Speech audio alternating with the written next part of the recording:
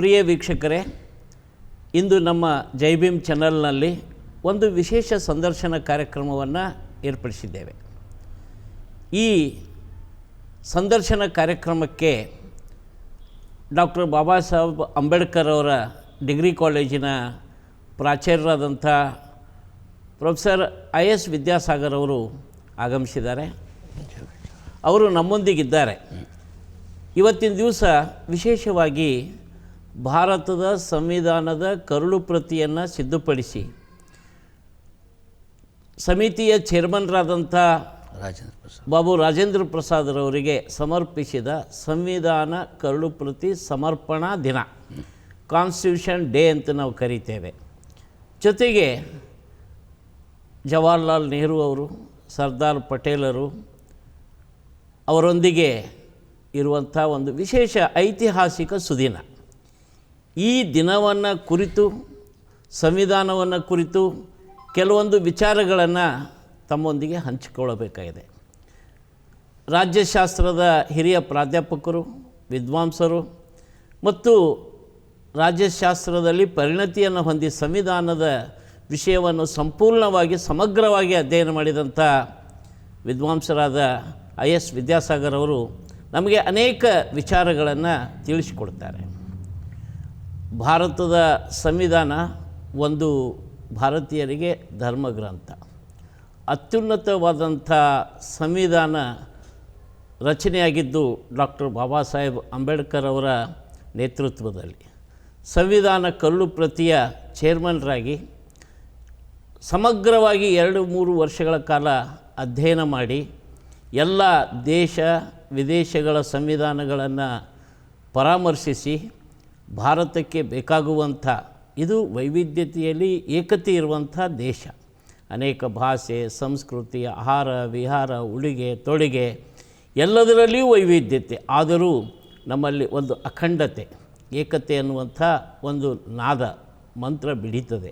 ಇಂಥ ಭಾರತದ ಸಂವಿಧಾನ ಬರೆಯೋದು ಬಹಳ ಕಷ್ಟದ್ದು, ಅಸಾಧ್ಯವಾದುದನ್ನು ಸಾಧ್ಯವಾಗಿ ತೋರಿಸಿದಂಥ ಸಂವಿಧಾನ ಶಿಲ್ಪಿ ಡಾಕ್ಟರ್ ಬಾಬಾ ಸಾಹೇಬರು ಇವತ್ತಿನ ದಿವಸ ಒಂದು ಸಂವಿಧಾನದ ಕರಡು ಪ್ರತಿಯನ್ನು ಸಮರ್ಪಿಸಿದ ಐತಿಹಾಸಿಕ ಸುದಿನ. ಆ ಸಂಬಂಧ ಕೆಲವು ವಿಚಾರಗಳನ್ನು ತಮ್ಮ ಮುಂದೆ ಇಡ್ತೇವೆ. ಸರ್ ನಮಸ್ಕಾರ. ನಮಸ್ಕಾರ ಸರ್. ಜೈ ಭೀಮ್. ಈ ಭಾರತದ ಸಂವಿಧಾನವನ್ನು ರಚಿಸುವಂಥ ಪ್ರಸಂಗ, ಆ ಕಾಲದ ವಿದ್ಯಮಾನಗಳು ಮತ್ತು ರಾಜಕೀಯ ಸ್ಥಿತಿಗತಿಗಳು, ಡಾಕ್ಟರ್ ಬಾಬಾ ಸಾಹೇಬರ ಪಾತ್ರ, ಇವೆಲ್ಲವನ್ನು ಕುರಿತು ತಾವು 4 ವಿಚಾರಗಳನ್ನು ಹಂಚಿಕೊಳ್ಬೇಕು. ಎಲ್ಲರಿಗೂ ಸಪ್ರೇಮ ಜೈ ಭೀಮ್ ವಂದನೆಗಳು ಮತ್ತು ಎಲ್ಲರಿಗೂ ಸಂವಿಧಾನದ ಸಮರ್ಪಣೆಯ ದಿನದ ಶುಭಾಶಯಗಳು. ಪೂಜ್ಯ ಗುರುಗಳಾದ ಶಿವರಾಜ್ ಪಾಟೀಲ್ ಸರ್ ಅವರು ಚಿಂತನೆ ಮಾಡುವ ಹಾಗೆ ಭಾರತದ ಸಂವಿಧಾನ ಈ ದೇಶದ ರಾಷ್ಟ್ರೀಯ ಗ್ರಂಥ. ಸಂವಿಧಾನ ಈ ದೇಶದ ಮೂಲ ಕಾನೂನು. It is A fundamental law of the nation. ಪ್ರತಿಯೊಂದು ಧರ್ಮದವರಿಗೆ ಅವರದೇ ಆದ ಧರ್ಮಗ್ರಂಥ ಇರುತ್ತೆ. ಉದಾಹರಣೆ, ಹಿಂದೂದವರಿಗೆ ಭಗವದ್ಗೀತೆ, ಇಸ್ಲಾಂ ಧರ್ಮದವರಿಗೆ ಕುರಾನು, ಕ್ರಿಶ್ಚಿಯನ್ರಿಗೆ ಬೈಬಲ್ಲು, ಸಿಖ್ಖರಿಗೆ ಗುರುಗ್ರಂಥ ಸಾಹಿಬ, ಬೌದ್ಧ ಧರ್ಮದವರಿಗೆ ತ್ರಿಪೀಠಕ ಅಂತ. ಹಾಗೆ ಎಲ್ಲ ಧರ್ಮದವರನ್ನೊಳಗೊಂಡ ಮತ್ತು ಎಲ್ಲರಿಗೂ ಎಲ್ಲ ಗ್ರಂಥಗಳಿಗೂ ಮೀರಿರುವ ದೇಶದ ಅತ್ಯುನ್ನತವಾಗಿರ್ತಕ್ಕಂಥ ಕಾನೂನು ಈ ದೇಶದ ಸಂವಿಧಾನ. ಸಂವಿಧಾನ ಈ ದೇಶದ ರಾಷ್ಟ್ರೀಯ ಗ್ರಂಥ. ಸಂವಿಧಾನ ಸರ್ಕಾರವನ್ನು ಸ್ಥಾಪಿಸುತ್ತದೆ ಮತ್ತು ನಿಯಂತ್ರಣ ಮಾಡುತ್ತದೆ. ನಾಗರಿಕರಿಗೆ ಹಕ್ಕುಗಳು, ಸ್ವಾತಂತ್ರ್ಯಗಳನ್ನು ನೀಡಿ ವ್ಯಕ್ತಿ ಗೌರವ ಮತ್ತು ಘನತೆಗಳನ್ನು ಎತ್ತಿ ಹಿಡಿಯುತ್ತೆ. ಇಂತಹ ಸಂವಿಧಾನವನ್ನು ರಚನೆ ಮಾಡುವಲ್ಲಿ ಡಾಕ್ಟರ್ ಬಾಬಾ ಸಾಹೇಬ್ ಅಂಬೇಡ್ಕರ್ ಅವರ ಪಾತ್ರ ಎಷ್ಟಿತ್ತು ಅನ್ನೋದನ್ನು ಗ್ರಾಮಿವಿಲ್ಲೆ ಆಸ್ಟಿನ್ ಅಂತಕ್ಕಂಥ ಇಂಗ್ಲೆಂಡಿನ ಒಬ್ಬ ರಾಜ್ಯಶಾಸ್ತ್ರಜ್ಞ ಮತ್ತು ಭಾರತ ಸಂವಿಧಾನದ ಮೇಲೆ ವಿಶೇಷ ಅಧ್ಯಯನವನ್ನು ಮಾಡಿರ್ತಕ್ಕಂಥ ಗ್ರಾಮಿವಿಲ್ಲೆ ಆಸ್ಟಿನ್ರವರು ಹೀಗೆ ಹೇಳ್ತಾರೆ. ಸರ್, ಜಗತ್ತಿನಲ್ಲಿ ಚಾಲ್ತಿಯಲ್ಲಿರುವ ಒಟ್ಟು ಸಂವಿಧಾನಗಳಲ್ಲಿ ಭಾರತ ಸಂವಿಧಾನ ಅತ್ಯಂತ ಶ್ರೇಷ್ಠ ಸಂವಿಧಾನವಾಗಿದೆ. It is the best constitution in the world ಅಂತ. ಇಂತಹ ಸಂವಿಧಾನವನ್ನು ರಚನೆ ಮಾಡುವಲ್ಲಿ ಅಂಬೇಡ್ಕರ್ ಅವರ ಪಾತ್ರ ಕುರಿತು ಚರ್ಚೆಗೆ ಕುಳಿತಿದ್ದೇವೆ. ಮಾನ್ಯ ಗುರುಗಳು ಅತ್ಯಂತ ಮಹತ್ವದ ಪ್ರಶ್ನೆ ಕೇಳಿದ್ದಾರೆ. ಭಾರತ ದೇಶಕ್ಕೆ ಸಂವಿಧಾನದ ಅವಶ್ಯಕತೆ ಏಕೆ ಬಂತು, ಹೇಗೆ ಬಂತು ಅನ್ನೋದ್ರ ಬಗ್ಗೆ ಸಂಕ್ಷಿಪ್ತ ವಿವರಣೆ ಕೊಡ್ತೀನಿ ಸರ್. ಭಾರತಕ್ಕೆ ಸ್ವತಂತ್ರ ಚಳವಳಿ ನಡೆದಿರುವ ಸಂದರ್ಭದಲ್ಲಿನೇ ಆ ಸ್ವತಂತ್ರ ಚಳವಳಿ ತೀವ್ರವಾದಾಗ ಮತ್ತು ಎರಡನೇ ಮಹಾಯುದ್ಧದಲ್ಲಿ ಬ್ರಿಟನ್ ಬಹಳ ಕನಿಷ್ಠ ಮಟ್ಟಕ್ಕೆ ಬಂದಾಗ, ಅದು ಜರ್ಮನಿಯಿಂದ ಬಹುತೇಕ ತೊಂದರೆಗೆ ಒಳಗಾದಾಗ ತನ್ನ ವಸಾಹತು ಪ್ರದೇಶಗಳಿಗೆ ಸ್ವತಂತ್ರ ಕೊಡಲು ನಿರ್ಧಾರ ಮಾಡುತ್ತೆ. ವಿಶೇಷವಾಗಿ ಬ್ರಿಟನ್ನಲ್ಲಿ ಬ್ರಿಟನ್ನಿನಲ್ಲಿ ಲೇಬರ್ ಪಕ್ಷದ ಅಧಿಕಾರಕ್ಕೆ ಬಂದಾಗ ಭಾರತಕ್ಕೆ ಸ್ವತಂತ್ರ ಕೊಡ್ತೇವೆ ಅನ್ನೋ ಘೋಷಣೆಯನ್ನು ಮಾಡ್ತಾರೆ ಕ್ಲೆಮೆಂಟ್ ಅಟ್ಲಿರವರು. ಹಾಗೆ ಘೋಷಣೆ ಮಾಡಿದಾಗ ಭಾರತಕ್ಕೆ ಸ್ವತಂತ್ರ ಕೊಡುವ ಸಂದರ್ಭದಲ್ಲಿ ಅವರ ಸಂವಿಧಾನವನ್ನು ಅವರೇ ರಚನೆ ಮಾಡಿಕೊಳ್ಳಬೇಕು ಅನ್ನುವ ಕಾರಣಕ್ಕಾಗಿ ಬ್ರಿಟನ್ನಿನ ಕ್ಯಾಬಿನೆಟ್ ಆಯೋಗ, ಮಂತ್ರಿಮಂಡಲದ ಆಯೋಗ ಭಾರತಕ್ಕೆ ಬರುತ್ತೆ ಮಾರ್ಚ್ 24, 1946 ಬಂದು ರಾಷ್ಟ್ರೀಯ ನಾಯಕರಿಗೆ ಭೇಟಿಯಾಗಿ ನಿಮ್ಮ ಸಂವಿಧಾನವನ್ನು ನೀವು ಬರೆದುಕೊಳ್ಳಿ. ಸಂವಿಧಾನ ರಚನಾ ಸಮಿತಿಯಲ್ಲಿ 389 ಜನ ಸದಸ್ಯರಿರಬೇಕು. 389 ಜನ ಸದಸ್ಯರಲ್ಲಿ 296 ಜನ ಸದಸ್ಯರು ಬ್ರಿಟಿಷ್ ಭಾರತ ಪ್ರಾಂತದಿಂದಿರಬೇಕು ಮತ್ತು 93 ಸದಸ್ಯರು ದೇಶೀಯ ಪ್ರಾಂತದಿಂದಿರಬೇಕು ಅನ್ನುವ ನಿರ್ಧಾರಗಳನ್ನು ಮಾಡ್ತಾರೆ. ಸರ್, ರಚನಾ ಸಮಿತಿಯಲ್ಲಿ ಸದಸ್ಯರನ್ನು ನೇರವಾಗಿ ಜನತೆಯಿಂದ ಆಯ್ಕೆಯಾಗದೇ ಇದಾಗಲೇ ರಚನೆಯಾಗಿರುವ ಪ್ರಾಂತೀಯ ಶಾಸನ ಸಭೆಗಳಿಂದ ಅವರನ್ನು ತೆಗೆದುಕೊಳ್ಳಬೇಕು ಅನ್ನುವ ನಿರ್ಧಾರವನ್ನು ಮಾಡ್ತಾರೆ. ಕ್ಯಾಬಿನೆಟ್ ಆಯೋಗದ ಈ ನಿರ್ಧಾರವನ್ನು ಡಾಕ್ಟರ್ ಬಾಬಾ ಸಾಹೇಬ್ ಅಂಬೇಡ್ಕರ್ ಅವರು ವಿರೋಧ ಮಾಡ್ತಾರೆ. ಕಾರಣ ಇಷ್ಟೇ ಸರ್,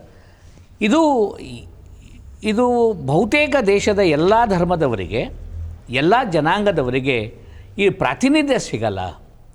ಆಯಾ ಧರ್ಮ ಮತ್ತು ಜನಾಂಗದ ಪ್ರಾತಿನಿಧ್ಯ ಸಿಗಲಿ ಅಂತಕ್ಕಂಥ ಒಂದು ಮನವಿಗಳನ್ನು ಬ್ರಿಟಿಷ್ ಸರ್ಕಾರಕ್ಕೆ ಮಾಡ್ಕೋತಾರೆ. ಸಂವಿಧಾನದ ತಳಹದಿಯ ಮೂಲ ಬೇರು ಇಲ್ಲೇ ಸಿಗ್ತದೆ ನೋಡಿ ಸರ್. ಸರ್ವರಿಗೂ ಸಮಪಾಲು, ಸರ್ವರಿಗೂ ಸಮಬಾಳು ಸಿಗಬೇಕು ಅಂದರೆ ಸರ್ವ ಜನಾಂಗದ ಜನ ಅಲ್ಲಿರಬೇಕು ಅನ್ನೋದು ಇವರ ವಾದ ಸರ್. ಸರ್ವ ಜನಾಂಗದ ಶಾಂತಿಯ ತೋಟ ಇದು ಸರ್. ಇಲ್ಲಿ ಸರ್ ಇವರ ಮಾತನ್ನು ಕೇಳಲ್ಲ ಸರ್, ಇವರ ಮಾತನ್ನು ಕೇಳಲ್ಲ. ರಚನಾ ಸಮಿತಿಗೆ ಸದಸ್ಯರುಗಳನ್ನು ಹಾಗೆ ಚುನಾವಣೆ ಮಾಡುವ ಪ್ರಕ್ರಿಯೆ ಪ್ರಾರಂಭ ಆಗುತ್ತೆ. ಆವಾಗ ಬಾಬಾ ಸಾಹೇಬ್ ಅಂಬೇಡ್ಕರ್ ಅವರು ಬೊಂಬೈ ಪ್ರಾಂತದಿಂದ ಸಂವಿಧಾನ ರಚನಾ ಸಮಿತಿಗೆ ಬರಬೇಕು ಅಂಥೇಳಿ ಚುನಾವಣೆಗೆ ನಿಲ್ತಾರೆ ಸರ್. ಪ್ರಾಂತೀಯ ಶಾಸನ ಸಭೆ ಚುನಾವಣೆಗೆ ನಿಲ್ತಾರೆ.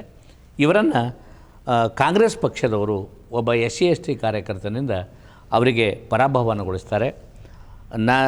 ನಾರಾಯಣ್ ಕರ್ಜೋಳ್ಕರ್ ಅಂತಕ್ಕಂಥವರು ಬಾಂಬೆ ಪ್ರಾಂತೀಯ ಶಾಸನ ಸಭೆಯಲ್ಲಿ ಇವರನ್ನು ಸೋಲಿಸ್ತಾರೆ ಸರ್.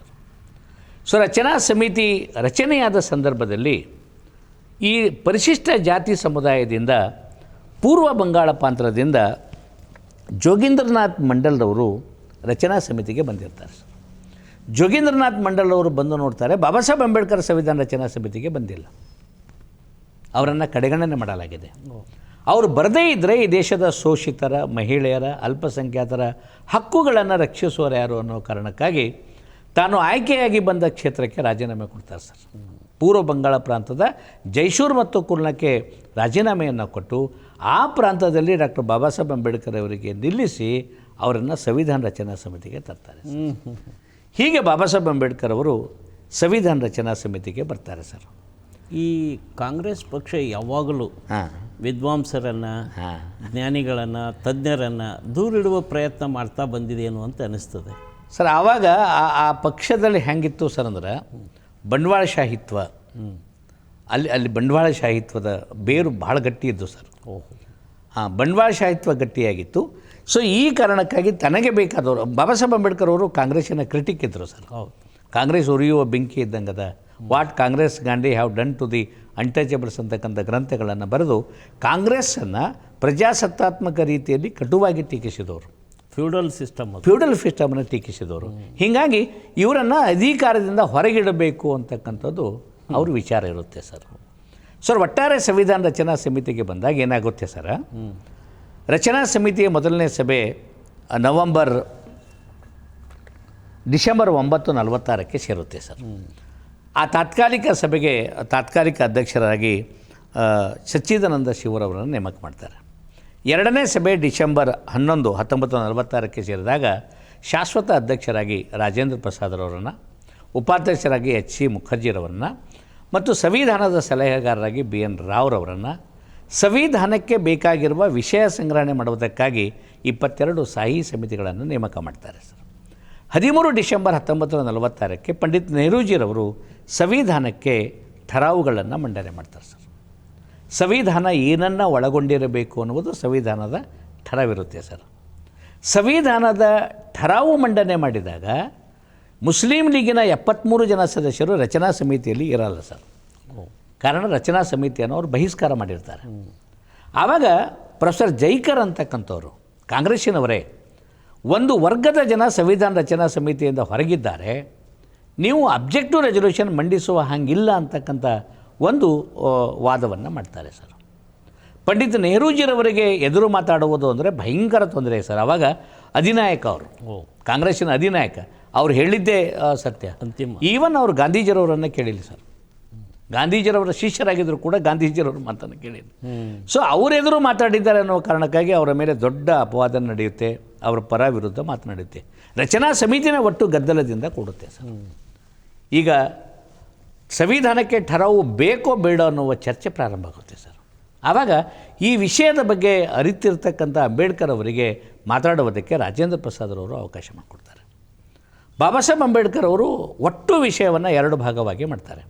ಒಂದು ವಿವಾದಾತ್ಮಕ ಭಾಗ, ವಿವಾದಾತ್ಮಕ ಅಲ್ಲದ ಭಾಗ. ಆ ಠರಾವಿನಲ್ಲಿ ಮಂಡನೆ ಮಾಡಿರುವ ಮಾನವ ಹಕ್ಕುಗಳ ಬಗ್ಗೆ ಬಹಳ ಗುಣಗಾನ ಮಾಡ್ತಾರೆ. ಫ್ರೆಂಚ್ ಸಂವಿಧಾನದಿಂದ ತೆಗೆದುಕೊಂಡಿರುವ ಆ ಮಾನವ ಹಕ್ಕುಗಳು ಪವಿತ್ರವಾದದ್ದು, ಅದಕ್ಕೆ ಮನ್ನಣೆಗಳನ್ನು ಕೊಡ್ತಾರೆ. ಆದರೆ ವಿವಾದಾತ್ಮಕ ಭಾಗ ಏನು ಅಂದರೆ, ಈ ದೇಶದ ಅಲ್ಪಸಂಖ್ಯಾತರು, ಬಹುಸಂಖ್ಯಾತರು ಎಲ್ಲರೂ ಕೂಡ ಈ ಸಂವಿಧಾನದ ಅಡಿಯಲ್ಲಿ ಬರಬೇಕು, ಸಮಾನ ಪಾಲು ಸಿಗಬೇಕು. ಒಂದು ವರ್ಗದ ಮೇಲೆ ಇನ್ನೊಂದು ವರ್ಗ ಬಲಾತ್ಕಾರ ಮಾಡುವಂತೆ ಇಲ್ಲ. ಹಾಗೆ ಮಾಡಿದ್ದಾದರೆ ಈ ಪರಿಣಾಮ ಎದುರಿಸಬೇಕಾಗುತ್ತೆ. ಅವಾಗ ಭಾಳ ಪ್ರಬಲ ಇರಬೇಕು, ತುಳಿಯುವ ವರ್ಗ, ತುಳಿಸಿಕೊಳ್ಳುವ ವರ್ಗ ಬಹಳ ಪ್ರಬಲ ಇರುತ್ತೆ ಸರ್.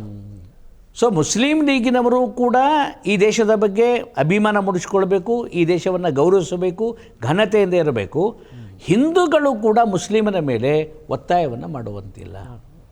ಸೊ ಹೀಗಾದಾಗ ಈ ಪರಿಸ್ಥಿತಿ ಉಂಟಾಗುತ್ತೆ ಅನ್ನೋ ಅದ್ಭುತವಾದ ಮಾತನ್ನಾಡ್ತಾರೆ ಸರ್. ಸೊ ಇವರ ಮಾತನ್ನು ಕಂಡಿರ್ತಕ್ಕಂತಹ ಪತ್ರಕರ್ತ ಆಚಾರ್ಯ ಅತ್ರಿರವರು ಆ ಮರುದಿನ ಪತ್ರದಲ್ಲಿ ಅವರ ತಮ್ಮ ಪತ್ರಿಕೆಯಲ್ಲಿ ದೇಶ ಕಂಡ ಅದ್ಭುತವಾಗಿರ್ತಕ್ಕಂಥ ನಾಯಕ ಅನ್ನುವ ಒಂದು ಹೆಡ್ಲೈನ್ಸ್ನಲ್ಲಿ ಇವರ ಗುಣಗಾನವನ್ನು ಮಾಡ್ತಾರೆ. ಇಂಥ ಅದ್ಭುತ ವಿಚಾರವಂತ ಭಾರತ ದೇಶಕ್ಕಿದ್ದಾರೆ. ನಾವು ಕೇವಲ ಕಾಂಗ್ರೆಸ್ಸಿನ ಕ್ರಿಟಿಕ್ ಆಗಿದ್ದಾರೆ, ಹಿಂದೂ ಧರ್ಮದ ಕ್ರಿಟಿಕ್ ಆಗಿದ್ದಾರೆ ಅಂತ ತಿಳ್ಕೊಂಡಿಲ್ಲ, ಇಂಥ ಅಪ್ಪಟವಾಗಿರ್ತಕ್ಕಂಥ ರಾಷ್ಟ್ರಭಕ್ತ ಇವರು ಆಗಿದ್ದಾರೆ ಅಂತಕ್ಕಂಥ ಭಾವನೆ ಮೂಡುತ್ತೆ ಸರ್. ಈ ಸಂದರ್ಭದಲ್ಲಿ ಏನಾಗುತ್ತೆ ಸರ್ ಅಂದರೆ, ದೇಶಕ್ಕೆ ಸ್ವಾತಂತ್ರ್ಯ ಸಿಗುತ್ತೆ ಸರ್. ಸ್ವಾತಂತ್ರ್ಯ ಸಿಗುವಾಗ ಭಾರತ ದೇಶ ಒಡೆಯುತ್ತೆ. ಭಾರತ ಮತ್ತು ಪಾಕಿಸ್ತಾನ 2 ಭಾಗವಾಗಿ ವಿಂಗಡಣೆ ಆಗುತ್ತೆ. ಈ ವಿಂಗಡಣೆ ಆಗುವ ಸಂದರ್ಭದಲ್ಲಿ ಇವರು ಆಯ್ಕೆಯಾಗಿ ಬಂದಿರುವ ಪ್ರಾಂತ, ಪೂರ್ವ ಬಂಗಾಳದ ಪ್ರಾಂತ ಪಾಕಿಸ್ತಾನಕ್ಕೆ ಹೋಗುತ್ತೆ. ಅಂಬೇಡ್ಕರ್ ಆದಿಯಾಗಿ ಸುಮಾರು 100 ಜನ ಸದಸ್ಯರ ಸದಸ್ಯತ್ವ ಹೊಂಟೋಗುತ್ತೆ ಸರ್. ಸೊ ದೇಶ ವಿಭಜನೆಯಾದ ನಂತರ ರಚನಾ ಸಮಿತಿಯಲ್ಲಿ ಒಟ್ಟು 299 ಜನ ಸದಸ್ಯರು ಉಳಿದ್ದಾರೆ ಸರ್. ಕಾಂಗ್ರೆಸ್ಸಿನವರು 211, ಮುಸ್ಲಿಂ ಲೀಗಿನವರು 73, ಇತರ ಸಮಾಜವಾದಿಗಳು 15 ಜನ ಉಳಿತಾರೆ ಸರ್. ಅಂಬೇಡ್ಕರ್ ಅವರ ಸದಸ್ಯತ್ವ ಹೊಂಟು ಹೋಗುತ್ತೆ. ಒಂದು ವಾದ ಇವತ್ತಿಗೂ ಕೂಡ ಅದು ಇದೆ ಸರ್. ಏನಂದ್ರೆ, ಬಾಬಾ ಸಾಹೇಬ್ ಅಂಬೇಡ್ಕರ್ ಅವರನ್ನು ಕಾಂಗ್ರೆಸ್ಸಿನವರು ಸಂವಿಧಾನ ಸಭೆಯಲ್ಲಿ ಇರುಗೂಡಬಾರದು ಅನ್ನುವ ಕಾರಣಕ್ಕಾಗಿ ಅವ್ರು ಆಯ್ಕೆಯಾಗಿ ಬಂದಿರುವ ಆ ಪ್ರಾಂತವನ್ನು ಪಾಕಿಸ್ತಾನಕ್ಕೆ ಬಿಟ್ಟುಕೊಟ್ರು ಅಂತಕ್ಕಂಥ ಮಾತು ಇದೆ. ಅದರ ಬಗ್ಗೆ ಹೆಚ್ಚು ಸಂಶೋಧನೆಗಳಾಗಬೇಕಾಗಿದೆ. ಒಟ್ಟಾರೆಯಾಗಿ ದೇಶ ವಿಭಜನೆಯ ನಂತರ ಬಾಬಾ ಸಾಹೇಬ್ ಅಂಬೇಡ್ಕರ್ ಅವರ ಸದಸ್ಯತ್ವ ರದ್ದಾಗುತ್ತೆ ಸರ್. ಅದು ಈಗ ರದ್ದಾದ ಮೇಲೆ ಮುಂದಿನ ಬೆಳವಣಿಗೆಗಳು ಸರ್ ಏನಾಗುತ್ತೆ ಸರ್ ಅಂದರೆ, ಬಾಬಾ ಸಾಹೇಬ್ ಅಂಬೇಡ್ಕರ್ ಅವರ ಸದಸ್ಯತ್ವ 100 ಸದಸ್ಯರು ಹೊಂಟು ಹೋಗ್ತಾರೆ ಸರ್. ಅದಾದ ನಂತರ 22 ಸ್ಥಾಯಿ ಸಮಿತಿಗಳನ್ನು ರಚನೆ ಆಗಿವಲ್ಲ ಸರ್. ಆ ಸ್ಥಾಯಿ ಸಮಿತಿಗಳು ತಮ್ಮ ತಮ್ಮ ಸಮಿತಿಯ ವರದಿಗಳನ್ನು ಕೊಡ್ತಾರೆ ಸರ್. 3 ತಿಂಗಳ ಒಳಗಾಗಿ ವರದಿ ಕೊಡ್ತಾರೆ. ಆ ಕೊಟ್ಟಿರುವ ಆ ವರದಿಗಳನ್ನು BN ರಾವ್ರವರು, ಸಂವಿಧಾನದ ಸಲಹೆಗಾರರು, ಭಾಳ ಅದ್ಭುತವಾಗಿರ್ತಕ್ಕಂಥ ನ್ಯಾಯವಂತ, ವಿಚಾರವಂತ, ಆತ ಇಂಟರ್ನ್ಯಾಷನಲ್ ಕೋರ್ಟಿನ ನ್ಯಾಯಾಧೀಶನೂ ಕೂಡ ಆಗಿರ್ತಾನೆ ಸರ್. ಆತ ಏನು ಮಾಡ್ತಾರೆ ಸರ್, ಸಂವಿಧಾನಕ್ಕೆ ಒಂದು ನೀಲಿ ನಕ್ಷೆಯನ್ನು ತಯಾರು ಮಾಡ್ತಾರೆ, ಒಂದು ಮಾಸ್ಟರ್ ಪ್ಲ್ಯಾನನ್ನು ತಯಾರು ಮಾಡ್ತಾರೆ. ಆ ನೀಲಿ ನಕ್ಷೆಯನ್ನು ಕಾನೂನಿನ ಅಡಿಯಲ್ಲಿ ಬರೀಬೇಕಾಗುತ್ತೆ ಸರ್. ಅದಕ್ಕೆ ಒಂದು ಕರಡು ಸಮಿತಿ ಬೇಕಾಗುತ್ತೆ. ಅಲ್ಲಿ ಅಂಬೇಡ್ಕರ್ ಇಲ್ಲದೇ ಇರುವ ಸಂಗತಿಯನ್ನು ಕಂಡಿರ್ತಕ್ಕಂಥ BN ರಾವ್ರವರು ಅಲ್ಲಿರದೇನೆ ಅವರು ಆ ರಚನಾ ಸಮಿತಿಗೆ ರಾಜೀನಾಮೆಯನ್ನು ಕೊಟ್ಟು ಅಂತಾರಾಷ್ಟ್ರೀಯ ನ್ಯಾಯಾಲಯಕ್ಕೆ ನ್ಯಾಯಾಧೀಶರಾಗಿ ಹೊಂಟೋಗ್ತಾರೆ ಸರ್. ಯಾರು? BN ರಾವ್ರವರು. ಆವಾಗ ಏನಾಗುತ್ತೆ ಸರ್ ಅಂದ್ರೆ, ಭಾರತಕ್ಕೆ ಒಂದು ಸಂವಿಧಾನ ಬರೆಯಲು ಕರಡು ಸಮಿತಿ ಬೇಕು. ಕರಡು ಸಮಿತಿ ಬರೀಬೇಕು ಅಂದರೆ ಅವ ಸಂವಿಧಾನದ ತಜ್ಞನೇ ಇರಬೇಕು ಸರ್, ನ್ಯಾಯವಾದಿ ಆಗಿರಬಾರದು, ಕೇವಲ ವಿಚಾರವಂತ ಆಗಿರಬಾರದು. ಆತ ಸಂವಿಧಾನ ತಜ್ಞ ಆಗಿರಬೇಕಾಗುತ್ತೆ. ಜಗತ್ತಿನಲ್ಲಿ 5-6 ಜನ ಸಂವಿಧಾನ ತಜ್ಞರು ಸರ್. KC ವೀರ್ ಅಂತಕ್ಕಂಥವ್ರು, ಐವರ್ ಜನ್ನಿಂಗ್ ಅಂತಕ್ಕಂಥವ್ರು, AV ಡೈಶೀರ್ ಅಂತಕ್ಕಂಥವ್ರು. ಯಾರಿಂದ ಸಂವಿಧಾನವನ್ನು ಬರ್ಸ್ಕೊಳ್ಳೋಣ ಅಂತ. ಕಾಂಗ್ರೆಸ್ಸಿನಲ್ಲಿ ದಯವಿಟ್ಟು ಯಾರೂ ಅಪಾರ್ಥ ಮಾಡ್ಕೋಬೇಡಿ ಸರ್, ಸಂವಿಧಾನದ ಜ್ಞಾನ ಇದ್ದವರು ಬಹಳ ಕಡಿಮೆ ಇದ್ದರು ಸರ್. ಒಂದು ಕ್ರಿಟಿಕ್ನಂತೆ ಒಟ್ಟು 211 ಜನ ಸದಸ್ಯರಲ್ಲಿ 82 ಜನರಿಗೆ ಅಕ್ಷರ ಜ್ಞಾನನೇ ಇರಲಿಲ್ಲ. ಹಾಗಿದ್ದರೂ ಕೂಡ ಅವರಲ್ಲಿ ರಾಷ್ಟ್ರಾಭಿಮಾನ ಇತ್ತು, ದೇಶಭಕ್ತಿ ಇತ್ತು, ದೇಶಕ್ಕಾಗಿ ದುಡಿತಾ ಇದ್ದರು. ಆ ಕಾರಣಕ್ಕಾಗಿ ಅವರನ್ನು ಸಂವಿಧಾನ ರಚನಾ ಸಮಿತಿಗೆ ತೆಗೆದುಕೊಂಡಿದ್ದರು. ಇನ್ನು ಸಂವಿಧಾನವನ್ನು ಬರೆಯುವುದು ಹೇಗೆ, ಆ ಕರಡು ಸಮಿತಿಯನ್ನು ಹೇಗೆ ರಚನೆ ಮಾಡೋದು ಅಂತ ಚಿಂತನೆ ಮಾಡುವಾಗ ರಾಜೇಂದ್ರ ಪ್ರಸಾದ್ರವರು ಯಾಕೆ ನಾವು ಐವರ್ ಜನ್ನಿಂಗ್ರವರನ್ನು, KC ವೀರ್ ಅವರನ್ನು, AV ಡೈಶೀರ್ ಅವರನ್ನು ಕರೆಸು ಸಂವಿಧಾನವನ್ನು ಬರೆಸ್ಕೊಳ್ಬಾರ್ದು ಅನ್ನೋ ಕಾರಣಕ್ಕಾಗಿ ಆಸ್ಟ್ರೇಲಿಯಾ, ಕೆನಡಾ ಮತ್ತು ಶ್ರೀಲಂಕಾದ ಸಂವಿಧಾನವನ್ನು ಬರೆದಿರುವ ಐವರ್ ಜನ್ನಿಂಗ್ರವರಿಗೆ ಭೇಟಿಯಾಗ್ತಾರೆ ಸರ್. ರಾಜೇಂದ್ರ ಪ್ರಸಾದ್, ನೆಹರೂಜಿ, ಸರ್ದಾರ್ ವಲ್ಲಭಾಯ್ ಪಟೇಲ್, ಸರೋಜಿನಿ ದೇವಿ ನಾಯ್ಡು ಮತ್ತು ರವೀಂದ್ರನಾಥ್ ಠಾಗೂರ್ ಅವರು. ರವೀಂದ್ರನಾಥ್ ಠಾಗೂರ್ ಅವರಿಗೆ ಐವರ್ ಜನ್ನಿಂಗ್ರವರು ಪರಿಚಯ ಇರ್ತಾರೆ ಸರ್. ಹೋಗಿ ಭೇಟಿಯಾದಾಗ ಐವರ್ ಜನ್ನಿಂಗ್ ಹೇಳ್ತಾರೆ, ಅವರಿಗೆ ಆಹ್ವಾನವನ್ನು ಕೊಡ್ತಾರೆ, ಸರ್ ನಮ್ಮ ಸಂವಿಧಾನವನ್ನು ಬರೀರಿ ಅಂತೇಳಿ. ಆವಾಗ ಐವರ್ ಜನ್ನಿಂಗ್ ಅಂತಾರೆ, ಇಲ್ಲ ನನಗಾಗಲ್ಲ ಭಾರತ ಸಂವಿಧಾನ ಬರಲಿಕ್ಕೆ ಅಂತ. ಸರ್ 2-3 ದೇಶಗಳ ಸಂವಿಧಾನ ಬರೆದಿರಿ, ದುನಿಯಾ ಸಂವಿಧಾನದ ಜ್ಞಾನಿ ಇದ್ದೀರಿ, ನೀವು ಸಂವಿಧಾನ ಬರೀಬಹುದಲ್ಲ, ಯಾಕೆ ಬರೀಲಿಕ್ಕಲ್ಲತ್ತೀರಿ? ಇಲ್ಲ, ನಾನು ಯುರೋಪಿಯನ್ ಕೆಲವೊಂದು ದೇಶಗಳ ಸಂವಿಧಾನ ಬರೆದಿದ್ದೇನೆ. ಕಾರಣ ಅಲ್ಲಿ ಒಂದೇ ಸಂಸ್ಕೃತಿ, ಒಂದೇ ಜನಾಂಗ, ಒಂದೇ ಜನ ಇದ್ದಾರೆ. ಅವರ ಹಕ್ಕುಗಳೇನು, ಅವರ ಕರ್ತವ್ಯಗಳೇನು, ಅವರ ಸಂಸ್ಕೃತಿಯನ್ನು ನನಗೆ ಗೊತ್ತಿದೆ. ಆದರೆ ಭಾರತದಲ್ಲಿ ಜಗತ್ತಿನ ಎಲ್ಲ ಧರ್ಮದ ಜನ ಇದ್ದಾರೆ. ವಿವಿಧ ಧರ್ಮ, ವಿವಿಧ ಸಂಸ್ಕೃತಿ, ವಿವಿಧ ಸಾಹಿತ್ಯ, ವಿವಿಧ ಬುಡಕಟ್ಟಿರುವುದರಿಂದ ಅದ್ಯಾವುದೂ ಜ್ಞಾನ ನನಗಿಲ್ಲ, ನಾನು ಸಂವಿಧಾನ ಬರಲಿಕ್ಕಾಗಲ್ಲ. ಭಾರತದಲ್ಲಿ ಎಷ್ಟು ಕೋಟಿ ಜನ ಅದರ, ಅಷ್ಟು ವಿಚಾರಗಳ ವೈವಿಧ್ಯತೆ ಇದೆ ಸರ್. ಆ ವೈವಿಧ್ಯ ಎಲ್ಲವೂ ಕೂಡ ನನಗೆ ಅರ್ಥ ಆಗಿಲ್ಲ, ಹಂಗೆ ಬರಲಿಕ್ಕಾಗಲ್ಲ.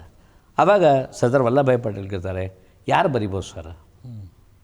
ಐವರ್ ಜನ ನೀವು ಬರೆಯಲ್ಲ ಅಂದರೆ AV ಡೈಶೀರ್ ಬರೀತಾರೇನು, KC ವೀರ್ ಬರೀತಾರೇನು, ಯಾರು ಬರಿಬೋದು ಸರ್?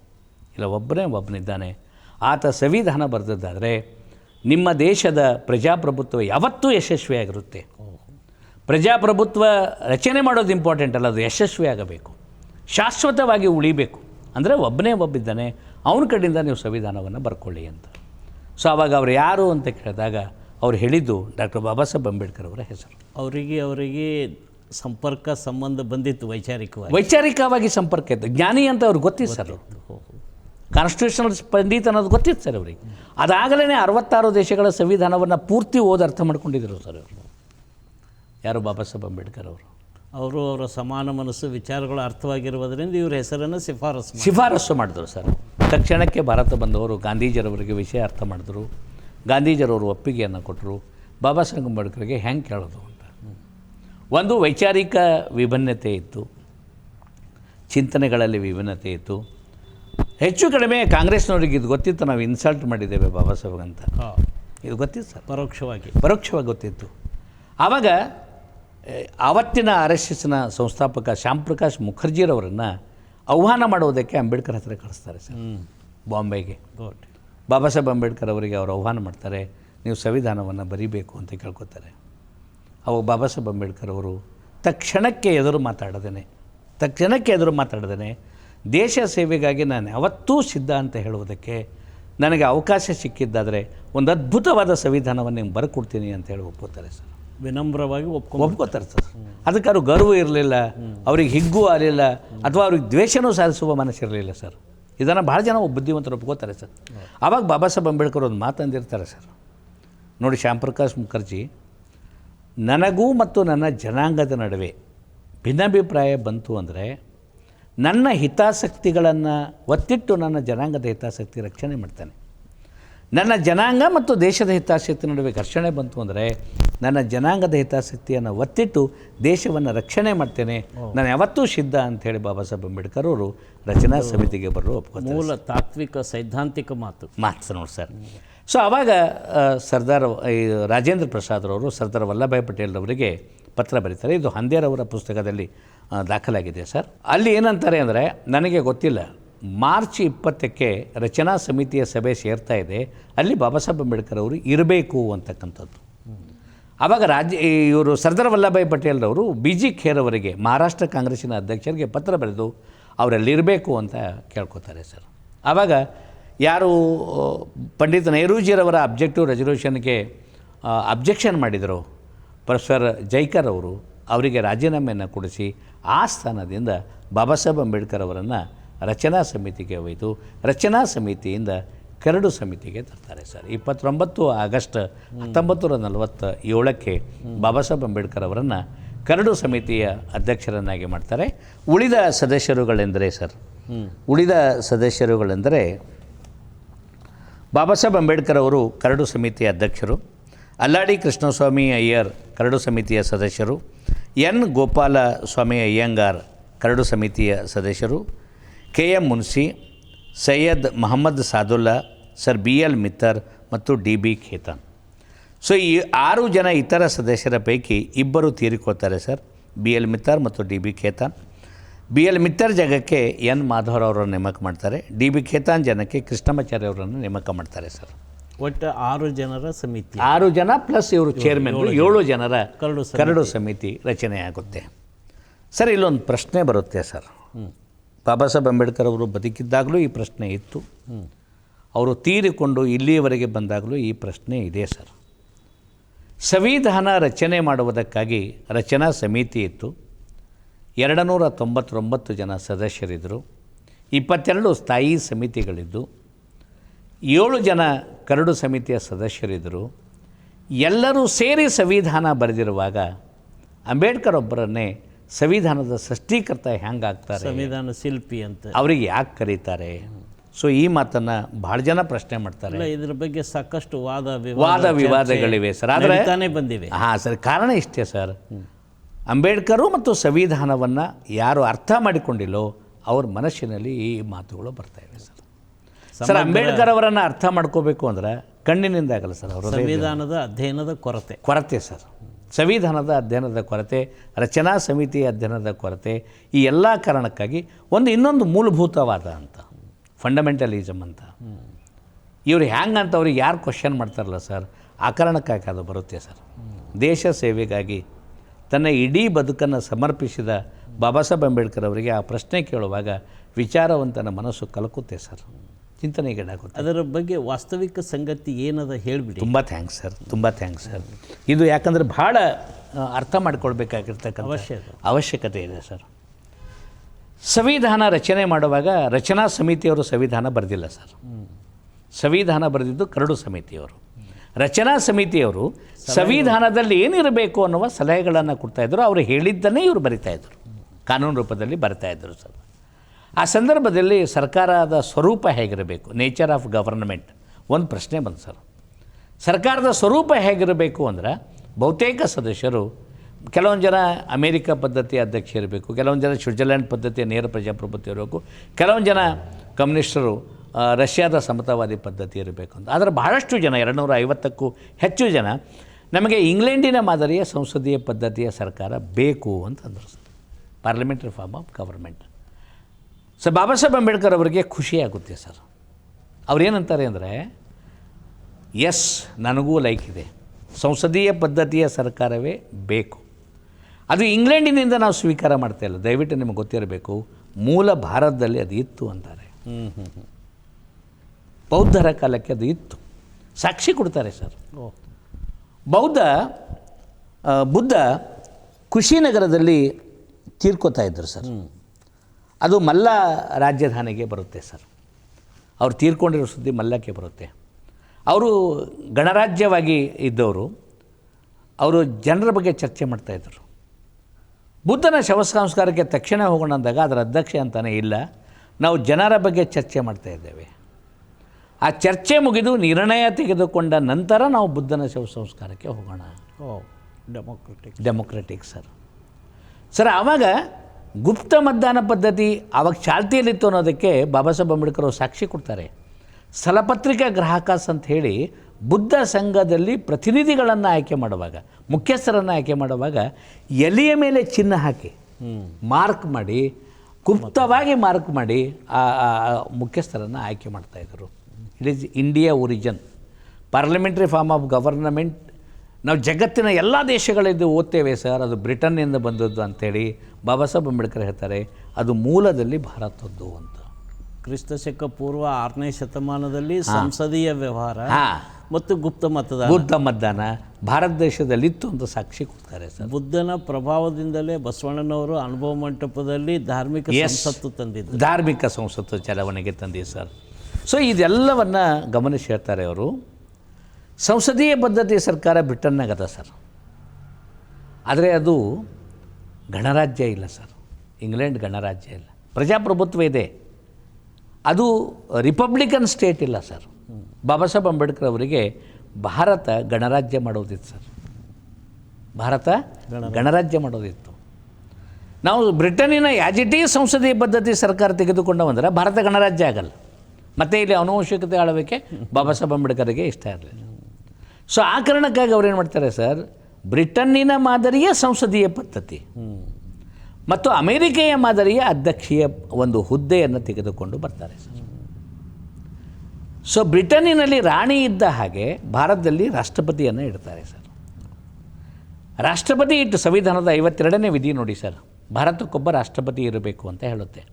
53ನೇ ವಿಧಿ ಹೇಳುತ್ತೆ ರಾಷ್ಟ್ರಪತಿಗೆ ದೇಶದ ಎಲ್ಲ ಕಾರ್ಯಾಂಗದ ಅಧಿಕಾರಿಗಳು ಸೇರಿರಬೇಕು ಅಂತ ಹೇಳುತ್ತೆ. ಆದರೆ ಅವರನ್ನು ಗೌಣ ಮಾಡಬೇಕು ಅಧಿಕಾರದಿಂದ. ಯಾರನ್ನು? ರಾಷ್ಟ್ರಪತಿಗಳನ್ನು ಗೌಣ ಮಾಡಬೇಕು. ಪಾರ್ಲಿಮೆಂಟನ್ನು ಅಧಿಕಾರದ ಒಂದು ಉಸ್ತುವಾರಿ ಕೊಡಬೇಕು ಅನ್ನೋ ಕಾರಣಕ್ಕಾಗಿ 74ನೇ ವಿಧಿ ಸೇರಿಸಿರ್ತಾರೆ. ರಾಷ್ಟ್ರಪತಿಗೆ ಕಾರ್ಯಾಂಗದ ಅಧಿಕಾರಗಳಿದ್ದರೂ ಕೂಡ ಅದು ಸಚಿವ ಸಂಪುಟದ ಸಲಹೆ ಮೇರೆಗೆ, ಪ್ರಧಾನಿಯ ಸಲಹೆ ಮೇರೆಗೆ ಚಲಾಯಿಸಬೇಕು ಅಂತ ಹೇಳುತ್ತಾ ಬ್ರಿಟನ್ನಿನ ಸಂಸದೀಯ ಪದ್ಧತಿಯ ಸರ್ಕಾರ ಅಮೇರಿಕದ ಅಧ್ಯಕ್ಷೀಯ ಹುದ್ದೆಯನ್ನು ತಂದಿಟ್ಟು ಭಾರತ ಗಣರಾಜ್ಯ ಮಾಡಿರುವ ಕೀರ್ತಿ ಅಂಬೇಡ್ಕರ್ಗೆ ಸಲ್ಲುತ್ತೆ.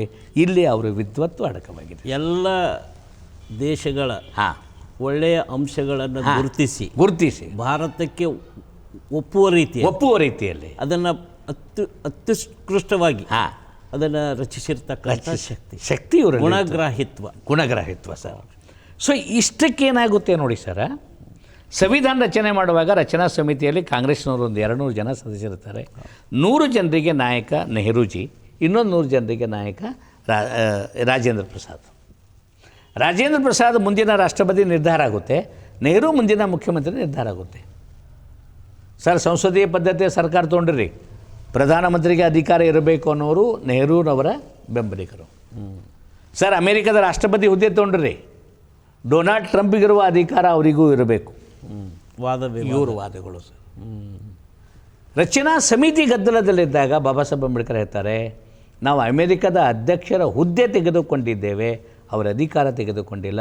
ಸಂಸದೀಯ ಪದ್ಧತಿಯ ಸರ್ಕಾರದಲ್ಲಿ ರಾಷ್ಟ್ರಪತಿ ನಾಮಮಾತ್ರ ಅಧಿಕಾರಿಯಾಗಿದ್ದಾರೆ ಅಂತ ಹೇಳುವುದರ ಮೂಲಕ ಸಂವಿಧಾನಕ್ಕೆ ಒಂದು ಖಚಿತತೆಯನ್ನು ಕೊಡ್ತಾರೆ ಸರ್, ಒಂದು ಸ್ಪಷ್ಟತೆಯನ್ನು ಕೊಡ್ತಾರೆ. Master mind sir. ಅದಕ್ಕೆ ಅವರಿಗೆ ಇದು ಕ್ರೆಡಿಟ್ ಹೋಗ್ಬೇಕು ಸರ್.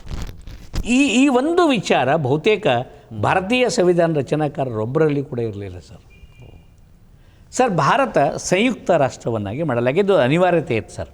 ಬ್ರಿಟಿಷರೇ ನಮ್ಮನ್ನು ಆಳ್ವಿಕೆ ಮಾಡುವಾಗ 1935ರ ಕಾಯ್ದೆಯಂತೆ ಅವರು ಸ್ವತಃ ಏಕೀಕೃತ ಸರ್ಕಾರ ಇದ್ದರೂ ಕೂಡ ಭಾರತದಲ್ಲಿ ಸಂಯುಕ್ತ ಪದ್ಧತಿ ಆಳ್ವಿಕೆಯನ್ನು ಮಾಡಿದ್ದಾರೆ.